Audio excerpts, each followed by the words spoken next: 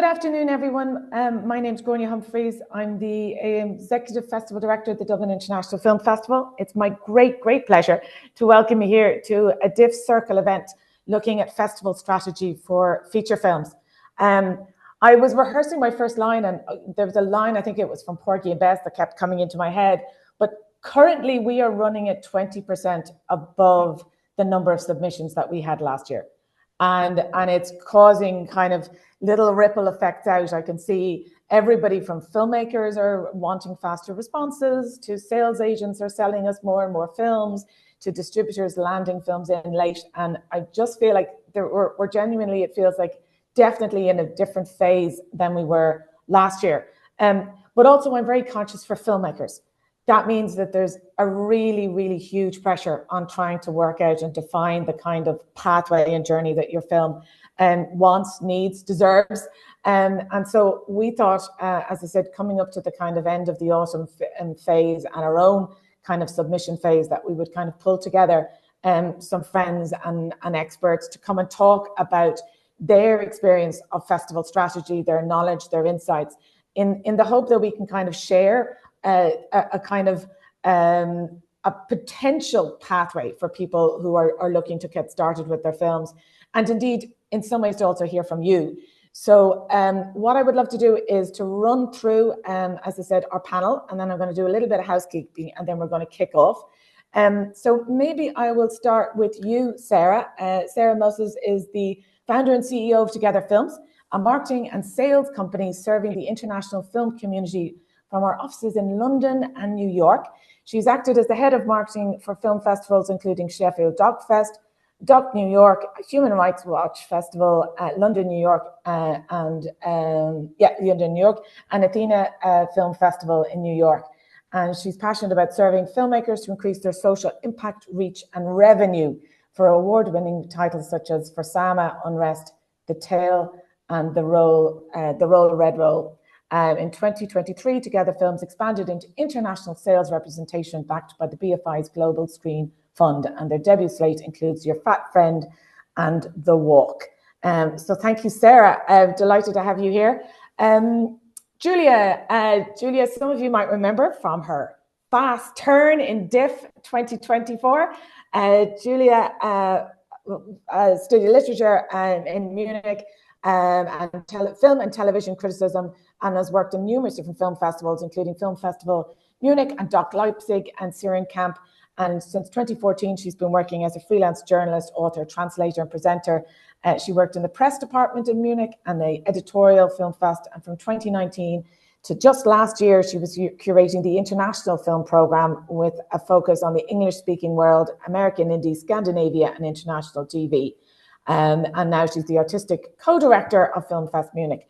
And our two amazing filmmakers, I'm so delighted that they could join us. Ruth Coady has developed and produced successful productions and co-productions in Ireland, the UK, Australia, Canada, the US, and throughout Europe. Ruth was executive producer on My Father's Dragon and Last Letter from Your Lover. She executive produced Darklands for Virgin Media and co-produced My Salinger Year, which we were delighted to screen in the festival. In 2021 was our festival, wasn't it? That was our screening. Other credits include Mary Shelley, The Delinquent Season, The Siege of Jadotville, and you have a new film, the Ready or Not, the directorial debut of Claire Byrne, who I think you met through a DIFF interaction, Ruth. Years. Yeah. There you go. And then one of our DIFF 24 alumni, and the wonderful Dermot Malone, who is a very well established and much loved commercial director, who has won many awards, including one that has been given the title of Ireland's favourite ad in 2020. And his feature film, King Frankie, premiered at this year's festival. It then went to Shanghai and a number of other festivals, and it's obviously on release in Ireland right now. So that's our panel, which I think you'll agree is a really strong and really interesting, very diverse panel. Just a couple of housekeeping. A big shout out to our industry partner, Screen Ireland, to Louise and Mags and Emma for their support for this event.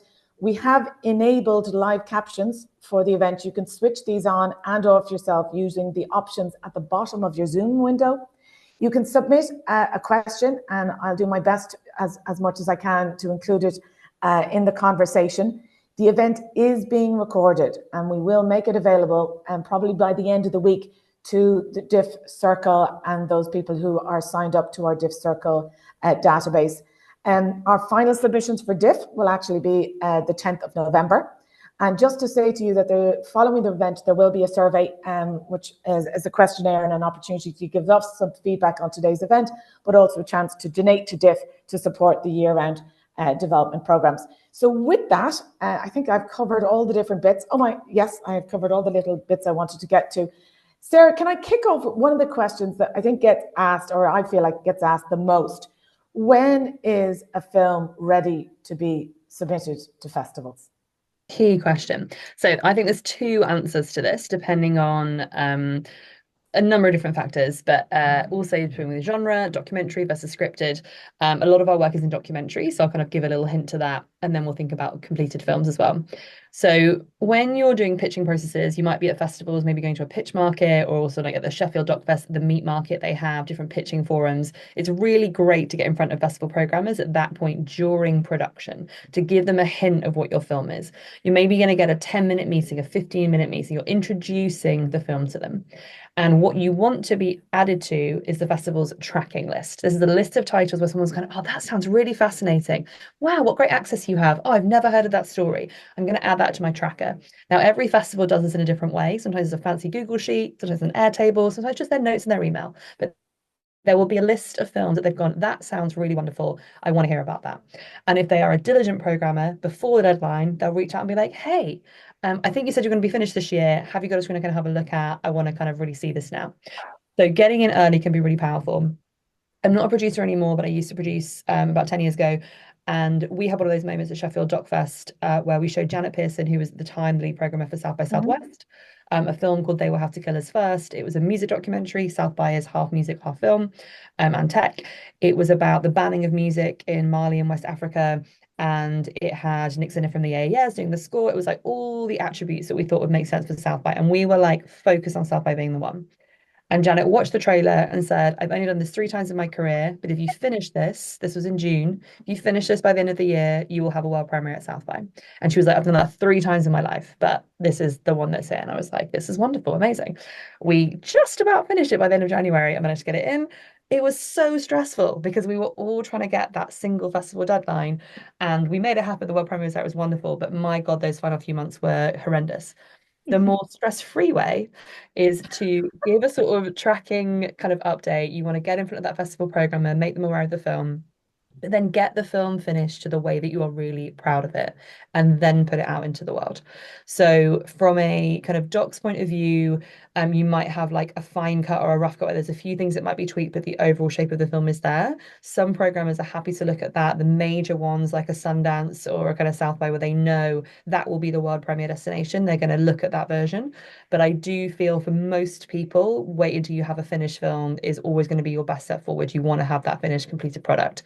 And with scripted, you don't have the same idea as sort of like a rough cut or fine cut, because just the way in which those edit processes are working, it's sort of, that is the script, you haven't got any other material, that's what you're going to have to kind of put together.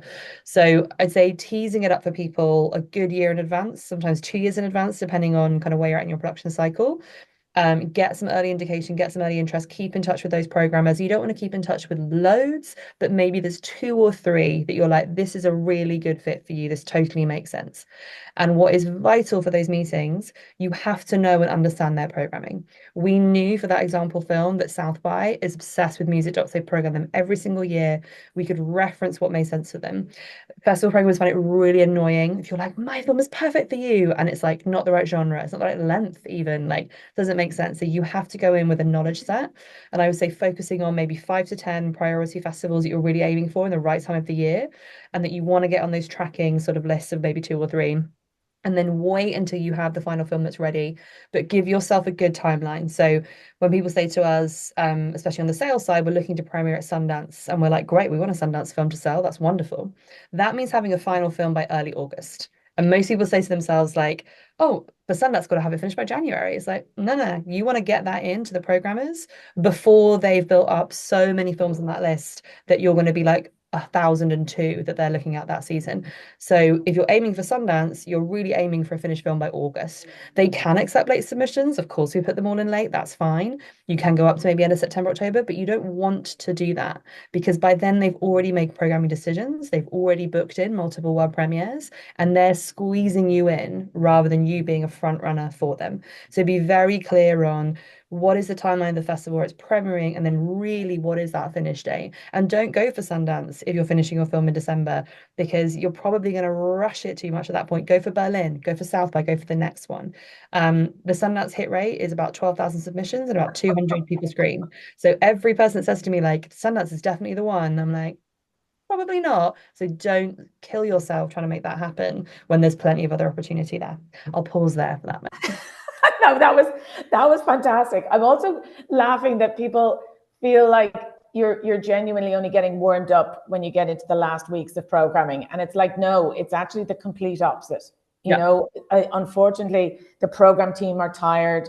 They genuinely have probably seen about 4 versions of this before then. You know, I divide the world into people who are early risers and late, and I think the early risers genuinely do get, you know, fresher eyes, happier programmers, lots of different, you know, parts to that analogy, I suppose. But I do think that idea that you can kind of send something in, you know, relatively late and it'll still get the same, you know, evaluation as something that was in 3 months, 4 months earlier is kind of crazy. But there are rules and I suppose always exceptions to that. Ruth, can I ask about My Salinger Year? Because that was a brilliant film with Sigourney Weaver. Did that mean that you had, you know, was that kind of star wattage and the caliber of the project and the kind of credibility of the director, did that ease the path into getting a slot in Berlin, or can you talk a little bit about that process? Unconditionally, yes. I think, you know, I think in all of these conversations around festival strategy and there's the hierarchy, if you like, of films which have a different road. You know, if you've got someone like Philippe, you know, who is so loved and has such a successful track record, and then you've got Sigourney and Margaret Qualley, and also I think the film itself was the quality was there. So, you know, Philippe delivered in a way that they were hoping he would deliver, and as did the cast. So that experience is joyful because it's a very different process. You're having a conversation around opening a film festival, which obviously puts a different kind of pressure on the film, but it's a very different conversation that you're having when you're with, you know, an award-winning Oscar-nominated director and cast at that level, to a conversation with a festival around either a first or second or maybe even third time filmmaker, and the cast isn't there. I think certainly in my career, I've watched that journey of film festivals, having once maybe had a very particular identity from a producer's point of view in terms of the kind of films they might accept or be looking for, to now when I feel like those lines are so much grayer and maybe the festival's focus on cast has changed as well. You know, in a world where we're all fighting for eyeballs, we're all fighting for revenue. It's, you know, film festivals are no different. They're having to find a way through, I suppose. And but definitely my experience through film festivals, when you've got cast and directors who mean something on the red carpet versus not, are two, they're not even like for like. It's like you're in two different businesses nearly. Yeah. Which I mean, I think I get, you know, as well. I understand why. But there's also a really interesting thing, and Julia, I'm going to bring you in on this because I think there's definitely a point when you're planning your program. I'm speaking as a festival, right? That you are aware that talent has its own restrictions around availability, and actually you won't know that until later anyway. Do you know what I mean? So actually, if you are looking at a film that doesn't necessarily have high-profile cast or it's a first-time director, the earlier piece that Sarah was talking about, applying early, being organized, knowing exactly where you wanted to go, makes much more strategic kind of sense, because you're actually leaning into when those programmers are more open to including you in competition or looking at you for a specific strand or a theme, rather than saying, oh my God, we've got a choice between this film and something maybe with a big star, when, you know, all you need is that A-lister to say yes, and then suddenly that slot's gone in a different direction. How do you approach it from Munich's perspective? It's very interesting. Thanks for that question. Well, that brings me to a key fact that is like every single festival works a little differently. Because like usually you have like official submissions, but for example, the Munich Film Festival doesn't have official submissions. So we are a curated festival, as in like we have programmers traveling to different festivals, to all of the big A festivals, but we also have a great network of sale agents and production companies and, you know, filmmakers that we do reach out personally very early on, so we kind of know what is out there, but we are super open to have talks early on. Because I, for example, still go to works in progresses. I go to, like, you know, pitching sessions, to co-production markets, to just get a feeling of what is out there in a year from now or in 2 years from now. So I think that there are so many different ways of how to get to a festival, depending on the individual festival, but also depending on the kind of film and the kind of product that you have in your hands. So, for example, when it comes to like big talent films, sometimes it's like, you know, you don't even have the film on your radar, or you do have the film on your radar, but then you start talking to the agents of the talents. And then you see, is that a strategy that might work? Is that a platform that might work? Is that part of the promotion plan and the release plan for that specific film? But when it comes to more topical films or art house productions, that's out of the picture, you know? Then you're actually talking films, and you're talking competitions, and you're talking sidebars or contextualizations, like, you know, themes or retrospectives even, in a way. So it's really interesting, because it can be tackled from so many different angles in a way. Mm-hmm. I was saying to someone the other day, though, and I this is just, I suppose, kind of anecdotal, but audiences aren't necessarily back. And for a lot of festivals, they're struggling to get audiences in. And if a filmmaker can, in some way, within their application, show that they are able to bring an audience with their film, that is very, very attractive to a festival. Sarah, or... Can I add something to that? Because I'm at Doc Leipzig right now, and it's been really interesting that you say that, because you know what? Audiences are coming back. It's like we just got numbers from numerous festivals within Germany, but also outside of Germany, that like all of the festivals have at least reached the levels of like pre-pandemic numbers. And some of them are even like, you know, reaching higher numbers, or numbers that they haven't reached before. So what we are really experiencing, at least like now speaking for the German market, is that, you know, festivals are working super well. So I think that, you know, programming is it might change a little bit again, to be a little bit more experimental and to be a little bit more, you know, open to try and discover new talents and new films. But then again, it's like when it comes to cinema releases, the numbers are still down. So we can really see that there is a change already, a very positive one, but it hasn't reached the cinema releases yet, but festivals. Mm-hmm. Sarah, did you want to come in on that? Yeah, and just on that kind of marketing aspect, so we're unique in that we also run festival marketing for festivals in addition to like our single titles, and gives us some very interesting insight on the behind the scenes look of how it works. But I think something to really focus on when you're producers and filmmakers, obviously when you submit your form through, whether it's Film Freeway or the other platforms, you're limited on what you can include in your kind of like pitch of the film. It's logline, synopsis, trailer, as it should be. It's equal merit kind of the film. That's what the film is. When you have the chance to meet a programmer, do not just pitch the film, pitch the experience, pitch the event.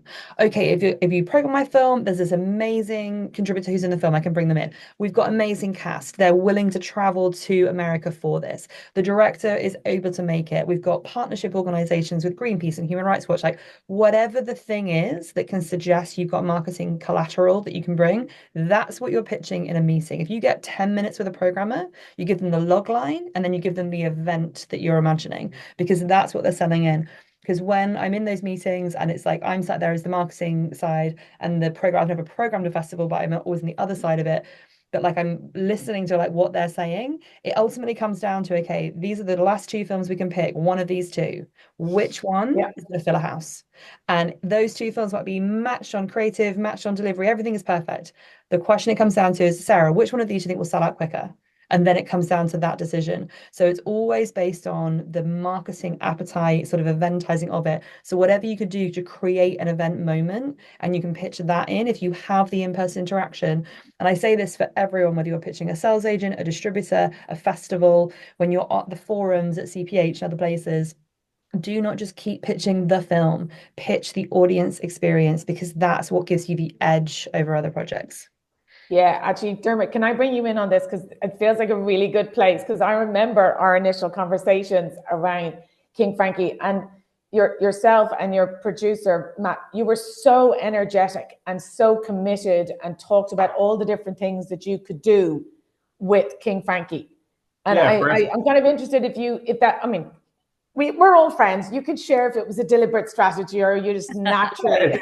It's really interesting. Firstly, I've got intense imposter syndrome and I'm taking notes here as you're all talking. I'm like, this is incredible. I should be the other side of the screen, everybody. Not at all, Dermot. But yeah, I mean, for us, like the first of two things that we learned really, because we are super green as a first feature coming straight out of directing commercials, just a completely new landscape, even though it's a very, I guess, similar craft in that we're making moving pictures. The whole industry and the way the machine works is very, very different. And I think like the main thing that we learned was to have patience. Like initially I would have rough cuts and I'd be sending them off in every direction, like not finishing anyway, just completely unworthy to be watched by a human being. That was the first big learning. But then to your question, Gráinne, it's when we had the film finished, I guess, and we were in good shape with it and we had showed it to Patrick and Wildcard. And, you know, he I'll let you in on the secret, Gráinne, strategically was like, you know, this, you know, it's got an amazing Dublin cast. It's an amazing Dublin story that will resonate with Dublin audiences. You're from Dublin. Your producer's from Dublin. He's like, this is just like, this needs to be at DIFF. And what we decided to do then was, to your point, was almost reverse in engineering what you had said, Sarah, was like, you know, just making this as big a splash as possible. And we said to Gráinne from the very start is that like we've got some cast who, you know, were from the music industry or who had been big names in big shows, and we said, look, we will make a major song and dance about this. We were like, for the Q&A afterwards, we'll get one of the biggest DJs in the country to come and do the Q&A. And it was a real, I feel like, whatever about the reaction to the film at the festival, the event that, you know, Matt, in fairness to him, kind of led the charge on, led to getting a lot of eyeballs, which led to some lovely reviews, which led to other festival invitations. And it was like, you know, not going for, because we didn't have huge casts, we had amazing casts, but they're not like, you know, household names. It felt like a really nice thing to do. It's like rather than going for the biggest festival in the world, find the right home for your film to start, and that can be as effective. And certainly that's what we found in our story so far. Mm-hmm, mm-hmm. I want to move to the piece, which I think, Sarah, you kind of alluded to there, which is the kind of the materials and the kind of festival strategy and what you need in order to make that impact. I mean, obviously, if you've kind of got that kind of, you know, energy and kind of momentum around your kind of planning, but there are things that I think are kind of essential and that you need to have. And you know, there's no point waiting until you've been accepted and then go scrummaging around trying to find those materials. So I kind of, do we just want to kind of start the list and maybe everyone can kind of throw into it the kind of pieces that they think are kind of essential, if you like, for that kind of toolkit. Sarah, do you want to start? Yeah. Key images. I'm going to say this again. Key images. Your film is being sold by a photograph. So imagine every film festival has a catalogue and you're skimming through 200 pages. The key image is the thing that's going to sell your film in that program to audiences.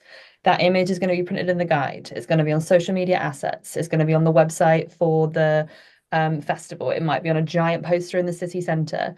If you send in a terrible key image, the marketing team will really not like you because we're forced to use an image that we know is not going to sell tickets to your event. So there's many times I'll be like, that image isn't strong enough. Do you have any alternatives? Like, bring it in. Every film should ideally have 3 different images that you can give as options. So you have your principal key image. If it's castless, as it's cast led, it's usually a photo of your cast kind of in role, and 2 additional ones. Don't try and be vague, don't try and be artistic. It should be what is your film in a single frame that will be explaining to the audiences what I'm going to expect from this. Especially in the docs world, the use of like a screen grab from your film can work in certain scenarios, but I highly, highly, highly encourage you to have a photographer, even if it's just you on set with a stills camera. Like you've set up this frame, take a photo. Your person sat in their chair, the lights are all on nicely, take a headshot of them in situ looking good.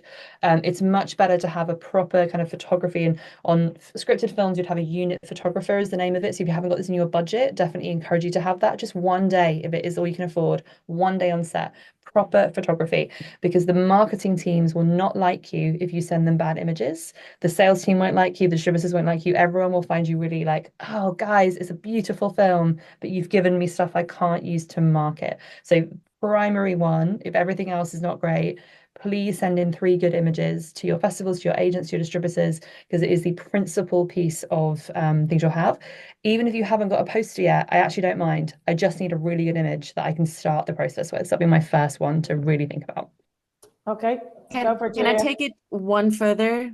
You're trying to sell moving images. So I would even say like have a trailer ready or at least have a scene ready because more and more festivals are using festival trailers, including scenes from the films that they're showing to promote the program. And if you have really strong scenes and you put them into your trailer, it's that the chance is almost like 99% that that scene will be a part of the festival trailer. And that's the best promotion that you can get because that's in front of and before any screening at the festival. Cool. Yeah, I agree. We have a trailer, and yeah, the best scenes, if we can, we try and get them in. Ruth? Well, I'm the one who'll be scrambling. I mean, I think, we as producers, it's difficult to be reminded about all this marketing stuff because it's quite triggering because you're like, I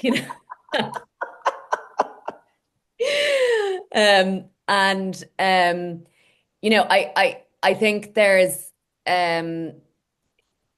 definitely, those pieces that we hate doing at the end, which are the production notes or indeed choosing the stills or all of those things. They're difficult for producers because you've gotten to the end of your road, you're at the end of your rope at that stage. So it's lovely actually to hear that that it would be good to have select scenes because I think that's something we often don't think about. We're often very focused on the trailer. And the truth is getting a really great trailer cut is expensive. And so if there isn't a budget there, we're trailer shy probably. So it's nice to know that actually select scenes can be nearly as effective in truth, because oftentimes we're holding back on the trailer and waiting for whoever the distributor is going to be. On that, there's a tactic as well in terms of press. So we had a film, An Army of Women, that premiered at South by this year. It was a 10-year cycle of going back to that festival. We didn't have a trailer yet. The film was finished just before the festival. There wasn't time to have that asset kind of fully completed, but we released in the press a limited, really short clip that had a premiere on one of the big trades. And that was also given to the festival for marketing assets. You're talking like 90 seconds just straight out of the film that could be in there. So definitely, I think the thing I recommend to a lot of filmmakers is like think about it at the start of your post process. Like when you go into the edit and you're like starting the edit process with the whole team, say to ourselves, right, at the end of this, we want a whole film, but we also want to have a nice folder labeled with like scene 1, scene 2, scene 3, and we have to come out with that as well. So when we're doing the grade, we're doing the mix, what's the couple of clips we can bring out? Because your local distributor, to Ruth's point, will probably want to cut a trailer like suitable for that market. So you don't necessarily always want to go for the expense of doing a really expensive trailer that might just be ultimately changed by one of your buyers, but a clip that's just straight out the film that gives a hint to the style and tone can be really, really useful. That's really good. Dermot? Yeah.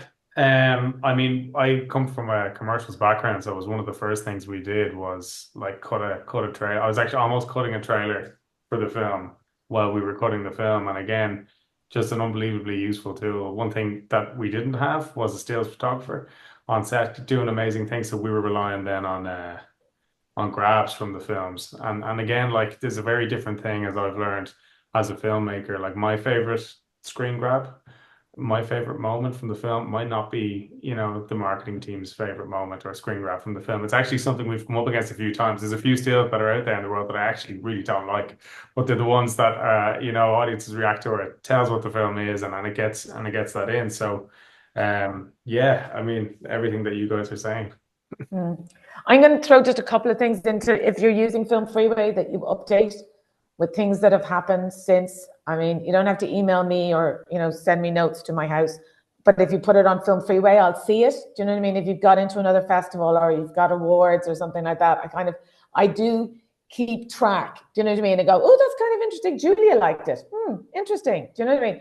That kind of thing. That if you're sitting on the fence, you're looking at other people whose taste and if you haven't managed to get into the trades as being part of that festival, updating your Film Freeway. And then the other one, which I'm sorry, it's so obvious, but it's your title. If you can please have a title that would make an audience want to go. It feels like the most obvious thing, but I do it, and Julie, I'm sure you do it, as we all do it. When you're looking down a listing and you go, oh God, I don't want to read that. No, that sounds awful. No, I don't want to see that. No, that sounds awful. And then the opposite, where you go, oh, that's funny. I really like that title. I mean, I'm looking at you, Ruth Coady, because I think Ready or Not is a fab title. Okay, I think you can maximize a title like that. Yeah, and on so many levels now. And I can take absolutely no credit for it. Yeah. Oh, all the credit. You're the only one on the call we had the title before we had the film. Oh, perfect. It was one of those moments where myself, the director and the writer were all having a conversation, and we were beginning the process of writing the script. And we had another title, which was a girl's name. And the shift actually that happened for everyone when we changed the title was kind of crazy, in that way that we were aware even then that as a debut and we were casting young actors, that we were going to be, certainly for me as a producer, sitting in a very different environment in terms of making noise, around a noisy film and how you do that. So I think absolutely right, the title. And I think probably what I haven't done a lot of is stress test titles. I think that's an interesting, how honest maybe as a producer you can be with putting things out there to trusted people, but people who have no skin in the game. And so they can be much more honest with you. And then you can still sit back and decide whether you're going to listen to them or not, but at least you've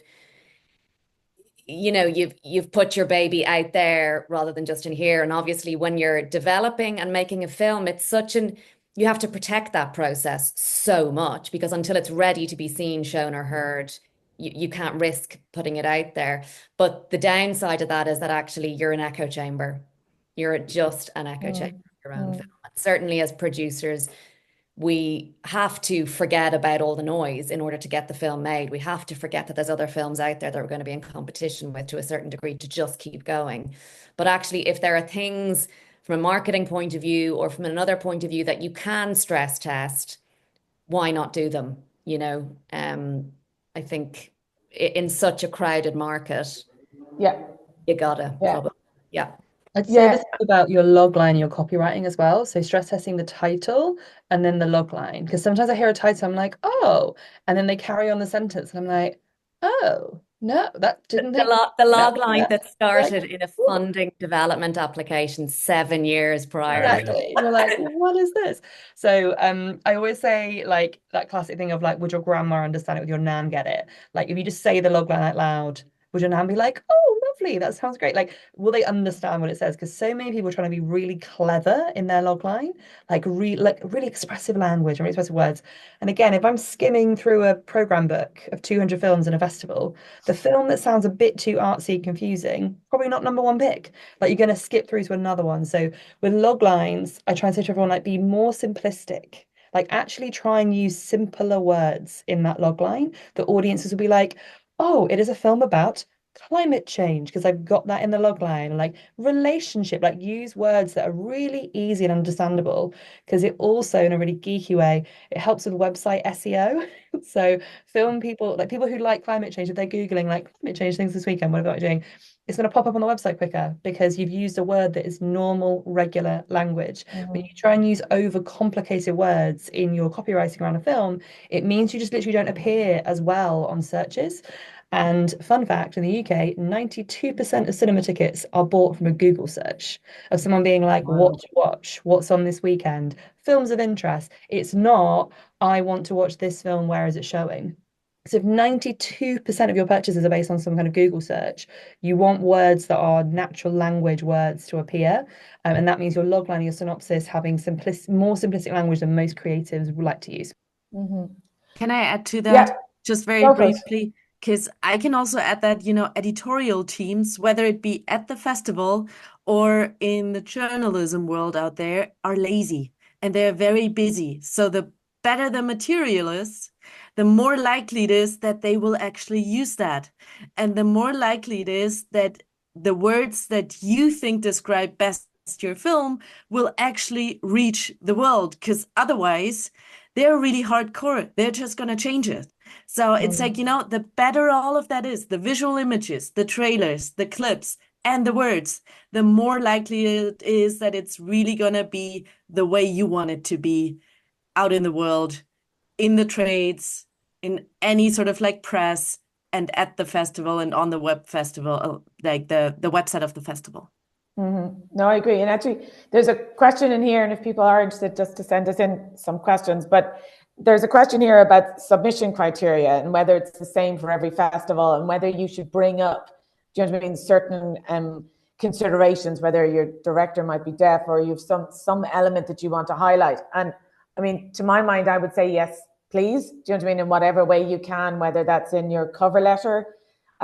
Jay LaPlante from Doc New York was in DIFF, I think it was about 3 years ago, and shocked everybody by saying he read all the cover letters. And everybody else in the panel went, what on earth? You're insane. Do you know what I mean? But I do think there are places and there are ways that you can highlight elements of your cast or your crew or your production that you do want to kind of pay attention to. I don't know if anyone else has used that or has Julia, if you've received it from Munich, from filmmakers, I mean, it just helps, doesn't it, when somebody actually says, please think in a particular way about our production. It does help, absolutely, because I mean, like, that's also touching upon what Sarah was saying or Ruth and Dermot was saying. It's like, we're all looking for unique experiences and unique events. So if there is like something specific and unique about your production that could be contextualized within a film talk, within a Q&A, or whatever it is surrounding the actual film and the film screening, it does help the programmers and it does help the festivals and the launch of the film. Yeah. What Julie said there, I think, is really key as well around like the talks. Because what I recommend most of my filmmakers do, or what we do as their agent, is also pitch them in for industry slots. So I'm like, if you select this film and we're going to fly in the talent, whether you're going to fly them in or we're going to fly them in, they're going to be on the ground. They could also do like a cinematography masterclass or maybe an in-depth conversation on sort of human rights stories on screen. Like we pitch in effectively like a session to the festival, because once you've got the talent on the ground, you can utilize them in so many different ways. So it helps like the industry kind of programmers be like, oh yeah, amazing. And then we've got these other two filmmakers we're thinking about bringing. Oh, they could all be on a panel together. Great, job done. You've done my job for me at that point. So we wouldn't do that for every single festival because time is there, but for principal ones where we know it's a really important market, it's a really important territory for whatever reason, we will always pitch in some kind of industry activity.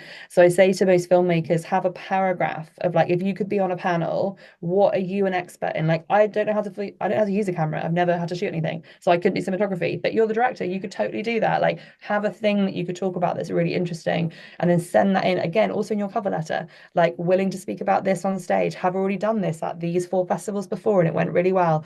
It's literally like a return on investment. If they're paying for you to come over, they're getting 2 amazing things in one, which is great for the budgets. Yeah, there's 2 things about that though, isn't there? Because one of them is what filmmakers ask festivals for and what you can ask them for, and I think that's really important. Do you know what I mean? That is not a kind of quiet conversation, that it's really upfront, you're really clear, and you ask.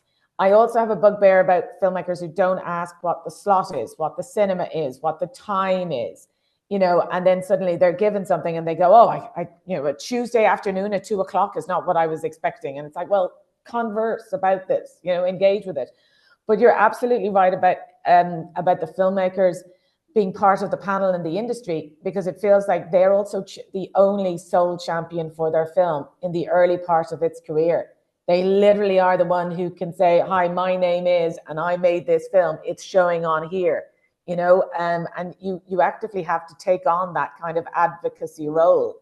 I think some people sometimes feel like, it's early days, they don't want to necessarily be pushing, and, but the reality is there isn't anybody else. They actually have to be that person. I mean, Ruth, you've done that as a producer. You've been that kind of person, negotiating kind of the slots, the talent. I mean, have you found that there are particular ways to navigate your way through the kind of festival landscape and those conversations about, well, I need flights, accommodation, or, what are the kind of ways that you've managed to start those conversations? I mean, I would say, to your point, you have to just be very upfront, very early. I think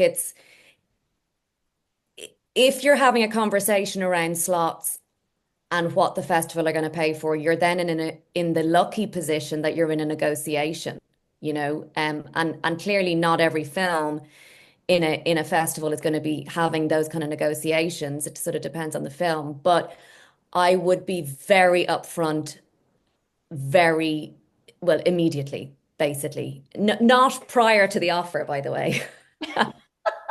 Yeah. But by immediately, I mean when you're invited. And I think you just can't be shy as the producer. You're strong. If you're not going to ask for it, no one else is going to ask for it. You're answerable to the agent. You're answerable to the whole team.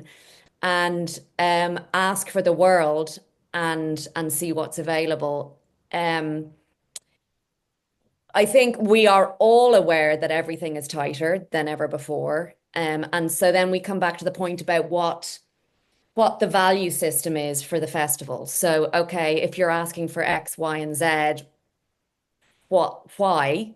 It's either contractual or there's something else that you can offer. It's not contractual, but you'd like that person to be there, you'd like that team to be there, you want that particular slot. And so we go back to that other conversation around what's the noise around your film, what can you bring, and to a certain degree I think that has changed somewhat, in that I do feel like if you are an unknown filmmaker or unknown cast, you're really having to fight for your film in a different way maybe than before because of social media and all of that stuff. So I'm not going to say as a debut filmmaker, you also need to be a social media star. But it helps. However, it's kind of about everyone sitting down together and going, okay, this is the time to start screaming and shouting now. This is not the time to be sitting behind the producer and waiting for the producer to offer up the solution as to how we're going to get you in front of people. So what's your agent doing? with other stuff. Like, let's look outside of the festival here, and what's everyone else doing about you and your career outside of this particular festival that we can talk about, make noise around, etc., etc. And I think we're like other industries here in that everyone is having to work a bit harder to be seen. And that's more comfortable for some than it is for others. Yeah. But if your team, the writing team, the directing team, the cast, they're usually very happy to be asked, but sometimes they do need to be told, this is something that we can do that might help. Yeah. I think that festival process is very producer-led or sales agent-led or whatever. And actually, sometimes the producer might need the help of the team, and the team Yeah. don't know they're allowed to be part of that process sometimes, I think, maybe. We've seen it like at every single festival we've been at, whether we do a big rally and a big kind of bringing together of the team saying, okay, we're going here at this time, let's all do this, be it releasing of the trailer or going on an Instagram live, or if one member of the cast has a massive following or whatever. If you forget, like you can sometimes, because you've done it big once, we did it big at DIFF, and you go to the next festival, you're like, oh, that's what it's going to be like. We're going to have all that buzz and it's going to be great. We actually need to cultivate it each time yourself. Like there's so much going on. There's so much for people to see that you need to drag the eyeballs. And that's a big learning. It's like, it is what you make it in many ways each time as well. And it's such a long life of a film. Yeah, it's almost like you've got to kind of go back to that mindset that you had when you were financing the film. Hustle, hustle. You know, where you're just putting the film together again in a different way. And I think we're not embarrassed to go out there and ask for money for our films, and we can't be, and we certainly shouldn't be embarrassed to fight for as much as we can get from the festival in terms of, this is your opportunity. In many cases, it's the film's opportunity to be seen by the world for the first time. And so, I mean, I think there is probably maybe an information gap as to what festivals can actually do. You know, so maybe people don't even know they can ask for things, even though the answer might be no. I don't know. I think, I mean, well, Julia and I, we talked about this in London actually, is around the idea that this, you know, lovely old fashioned idea that programmers sit on the top of some ivory tower far away from the filmmakers. And in reality, without filmmakers, we don't actually have jobs. And you know, and also in a way, film festivals, as Julia was saying, are now alternate distribution networks. So, you know, we're stuck in this relationship no matter what, you know. But I do think people need to be honest. And I mean, I know, for instance, that, you know, there's media landscapes that are not what they were, you know, where it was harder, it was easier to get coverage of certain kinds of films. It's harder to do it now. You know, it's harder to get different kinds of interviews. You know, those kinds of things I think can be acknowledged, and people can work on them together. And exactly, Ruth, what you're saying about the social media piece, you know, is part of it. I mean, one of the questions I was going to ask is around how you maximize the kind of buzz, you know, and what you do with it, and how you turn that into the next festival invite, you know, so that you're creating this kind of energy around your film, and you're getting more eyeballs, more, you know, programmers thinking and talking about it. And it's really tiring, you know, and I think that sometimes people are going, oh, this is going to take us a year and a half, you know, they're tired before they start, you know. Yeah, I know. And I think it's also, certainly from my point of view, I wonder about being too soon out of the gate, you know, as well on that stuff, and how much you want to hold back. You know, because the other thing that most films are doing is they have a festival on their horizon, they have their wish list of festivals, and then they're being told, well, that festival doesn't want you, and now they're waiting for another 3 months for the next one, or another 3 months for the next one. So how soon do you go with all that stuff, I think is a slightly tricky judgment call. But maybe you just go for it and you would have gotten invited to the second festival. I don't know. Julia has the answer. No, but you know what? It's super interesting because we all experience, the bigger the production is, the more controlling they all are. And there is the tendency to become more controlling with first features as well. Because the thing is, like, we're all scared because once you put it out there, it's out there. And then it can also like develop a sort of like, you know, life that you can't control at all anymore. So, you know, there is some sort of like anxiety, or it is a little scary out there. But the thing is, people also forget things, and people also don't find things. So I feel like the earlier you put it out there, the better, because you can repeat it and repeat it and repeat it. And by repeating it, you will reach more audiences and wider audiences and more people. Because like we're so fast in looking into different directions and new ways and at new films, that when one thing comes back, it's like, it can make another big splash, So I feel like you should dare to put it out earlier rather than later. And do you not feel that then there's a risk that your project feels like it's been sitting on the shelf? Do you mean the finished film, or are you talking about the kind of work in progress, or I suppose and maybe there's no kind of right or wrong answer to this, and it's very project specific, probably, is what we're getting to here, and maybe that's the answer, is just that you've got to look at each film, and this is why it's so interesting that there's so many film festivals in the world, because actually each film needs to be treated as that film, but I do think that traditionally, from a marketing point of view, there has been a kind of a hold off, and then go, and don't let anyone see anything prior to that. But I think, Julia, what you're saying is sometimes actually in a very crowded market. Exactly. Because the thing is, like, I just one sentence maybe to sort of like close that. The thing is that there's so much out there. The chance for you to be the one to be seen is rather small these days. So, and the thing is, like, traditionally we were all thinking like press coverage and media coverage. And of course, they want to be the first ones to write about a film right after the world premiere. But once that is done, the field is open, and the field to experiment and to think outside the box is open. And the more you think outside the box, the better it is, because the higher is the chance for you to be actually seen, because it's something new and something fresh and something interesting and something really, fitting your film and your product in a way. Mm-hmm. There's a couple of questions, but just one thing I would say is programmers talk to each other, and it's still something that does exist in the world. It's called word of mouth. And it is one person telling another programmer that this is good. And I do believe that is there. Do you know what I mean?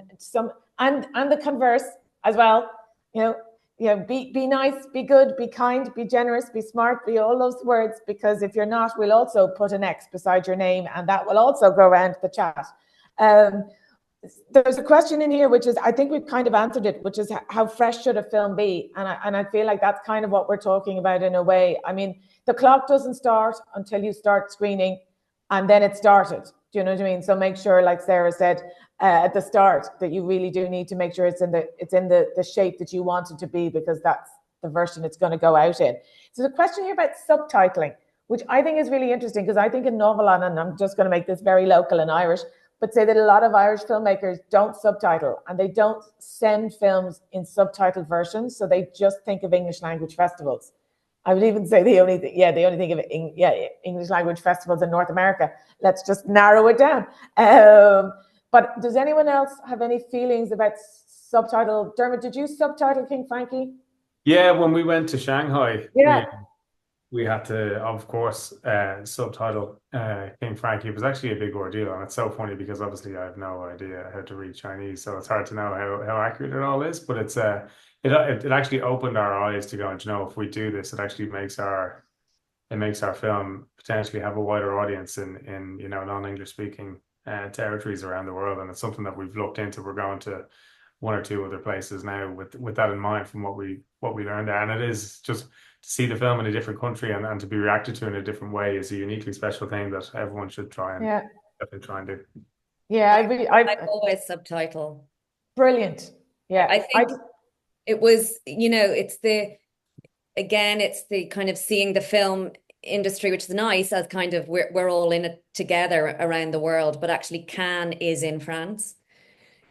It's a French festival, and so sending over an Irish film, even if it's in English, I would never do without subtitles ever. Yeah. It's also I think sorry. No, you go ahead, Sarah. It's also an accessibility issue. So a lot of festivals will now have budget specifically to make sure that you've got captioned versions of your films, and they have some of them have requirements from government to make sure that they have accessibility purposes. So it's both like a viewing experience for the nicety of it, but also like a requirement of some festivals that you must have closed captions available. We can't screen without it. And if you've already got your subtitle track created, it also makes it easier for language conversions. So you get into that Spanish festival, you've already got a subtitle track, they're going to switch that into Spanish, play it out, and they'll do that translation for you, and then you can get a copy of those translations back to you. So it's like a sales saving cost. So from a sales point of view, if we get a screening in multiple different countries, if they can't pay a screening fee from the festival, because not every festival has budget to pay screening fees, I'd be like, can you give me the translated subtitles and captions back as a file? Because that's just saved me €1,000. So I'll take that if I have to, rather than the kind of the fee if it needs to be that way around. So think of it also from accessibility point of views, that it's really kind of a requirement there. And then back to a previous point that kind of Ruth just mentioned around just sort of like the preparedness of producers. Look up your national film agency's film festival support budgets. So I can't remember off the top of my head, as Gráinne have this for international, but someone can check after this call. But the BFI, for example, in the UK, we have the Film Festival Fund. So, for example, we had a film premiere at Carlo Vivari, and it helps cover the costs to get to that festival before you have been signed and after you've been signed by an agent. So if you're a producer and you've managed to get your film into Sundance, you got the Holy Grail, amazing. That is an extremely expensive festival. Love them dearly. It's in a ski resort, guys. It's so expensive your film gets in there. You're talking like 20 grand that you just suddenly have to magically find from nowhere. So everyone should always look up their national film agency's film festival support cost budgets, because you can offset some of the producer costs kind of through that grant scheme. And most countries now have them, so definitely be aware of them. So have a look at Screen Island. I think they have one, but just triple check what the parameters are and also when you need to apply. So you normally get your festival notification maybe 2 months in advance, hopefully sometimes 3 months in advance, but some of those grants take 6 weeks. So then it's like, can you get the grant in to kind of approve the flight cost? And then, so what we say to most of our filmmakers is, when you're raising your production budget, this is my number one tip for producers, whether your budget of your film is 100,000, 500,000, 4 million, don't care what the number is, add 10% and try and raise a separate pot of money at the same time to cover your festival distribution costs on top of that. Some, depending on your financing partners, some of you can put that within your production budget. Your financiers allow that. Others are like, absolutely not. You cannot put those costs in your production budget. Just have it in a separate kind of budget on the side. But we recommend 10% to everyone as a starting point. So you just have something. Because the amount of filmmakers I know, especially the producers, who it's just their credit card at that point. It's like, amazing, we're in Cannes, amazing, we're at Berlin.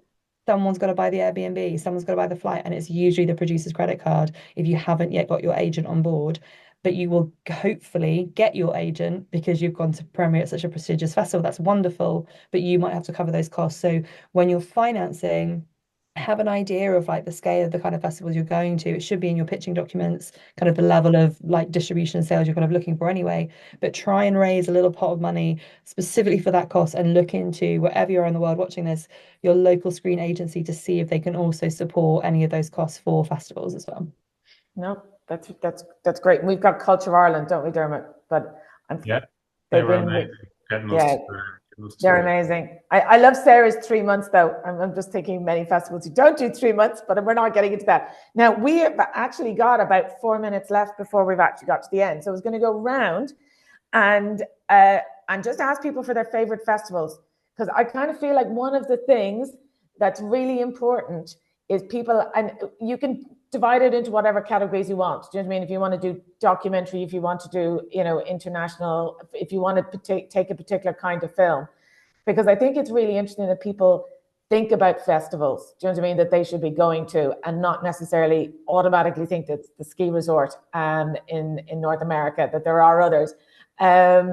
I will kick off. I'm a big fan of San Sebastian. I think San Sebastian is a great festival. I had a fantastic time in Munich, so don't worry, Julia, I'm saying it so you don't have to. And I been to off camera, for instance, in Krakow. And I went to Busan for many years. I haven't been for a while, but Shanghai is one that is kind of, a kind of important festival. And I'm a big fan of Cannes and have been for many, many years. So I'm just quite happy.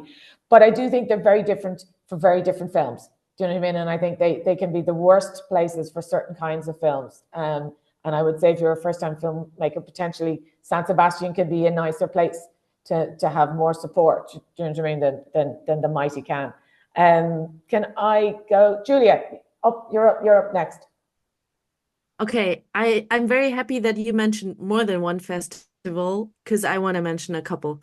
I want to start with South by Southwest because Sarah mentioned it at the very early start of our conversation because I think it's a very special festival and very unique because you wouldn't think that it's a huge film festival and you feel a little odd when you're there because you're just one part of a huge festival, but the screenings are amazing. The crowds are very different. They're super enthusiastic and the programming is amazing and the programmers are amazing. So it's very likely for you to get picked up at South by for other festivals and for a very unique festival strategy. That's what I love about the festival. I always go there and I always pick amazing films. I love Sarajevo because it's also a very unique place and a very magical festival with great outdoor venues and great theaters. And everyone is very vibrant and you run into celebrities, but you also run into artists and young filmmakers. So crowd-wise and experience-wise, Sarajevo is just very, very special. And then since I'm in Leipzig right now at Doc Leipzig, when you do have a documentary, it is an amazing festival because it also has a very special vibe, but it has a great industry platform talking about like being a part of a panel, of a pitching session, maybe with a new project or connecting with other sales agents, producers, and the German crowd. Doc Leipzig is really a place to be. Also, it's a mix of documentaries and animated films, which is also very, very rare to have that combination with a focus. Cool. Okay. Dermot? Yeah, it's again, I'm super green to this, so I have not been to any of the above, but I've kind of fallen in love with a lot of the festivals we've been to this year. Obviously, Dublin, Gráinne is amazing. That'll live long in my memory as the first festival that I've ever screened at. But I thought like the Irish festivals were amazing. Galway was amazing. I thought Fastnet, even though it's obviously a smaller festival, it was incredible. You're just hanging out with like Lenny Abramson until 4 in the morning, and you're just surrounded by film people, and it was very, very wholesome. But Shanghai again, it was just to see the size of the audiences and the engagement, and in a culture that I'd never experienced. So far, I'd say that would be the one for me. But I hope to visit more as it goes. Brilliant. Ruth? I think I sadly haven't had much of luxury of going to the sort of more interesting, smaller festivals around the world that maybe don't have a traditional market attached to them. Which I would love to go and spend a few days just watching films. I don't watch films at film festivals because you're there for a different reason usually, sadly. So I suppose I come at it probably from where do I get the most business done point of view, and that would still be Cannes for me. There is, from a and not just saying this because Gráinne is on the call, but what I've always loved about the way Gráinne has approached the festival is how supportive she is of Irish filmmakers and how she really understands who's around, who's there, who's coming up, who's up, and there's a real continuity there of filmmakers. And often I think probably I forget that, film programming is part of our life, not just per film. It's like you talk to a programmer and they mightn't program your film that year, but you might be having a conversation with them again in 3 years. So it's, it's a career. It's to keep talking to each other, and Gráinne has always been very easy to talk to from that point of view. Oh yeah, no, we're long-term relationships, aren't we, Julia? This one night stands, one festival stands. We're not like that at all. Do you know what I mean? No, we're in it for the long haul. I always come back from Cannes having, there's business that can feels like it gets done there, which is great. Yeah. Brilliant. Sarah, last word, last list. So on the docs side, I have a trio, or actually a quartet of the four that are my sort of like main stops. So Sheffield Doc Fest in the UK is the first festival I went to properly in my career. I've been going every year for over 15 years. I used to run the marketing there, but it's more the fact that I've been there for so long. It's like I say to everyone, pick one festival in your home territory and go every year without fail. Make it an accessible one, an affordable one, just go every year because it really builds a network. I didn't know anybody in the film industry when I started. Like you go to the same festival every year, you build that network. So Sheffield's really good for that there. I'm going to IDFA in Amsterdam in 2 weeks. That is wonderful. All the small little cafes and just all the shops you can go and hang out in. It's so accessible. Every night there's a free happy hour for everyone with an industry badge. There's no hierarchy there, which is wonderful because you can be with everybody. CPH Docs in Copenhagen has a similar vibe, really amazing. And then I'm also at Doc NYC next week, and that's great.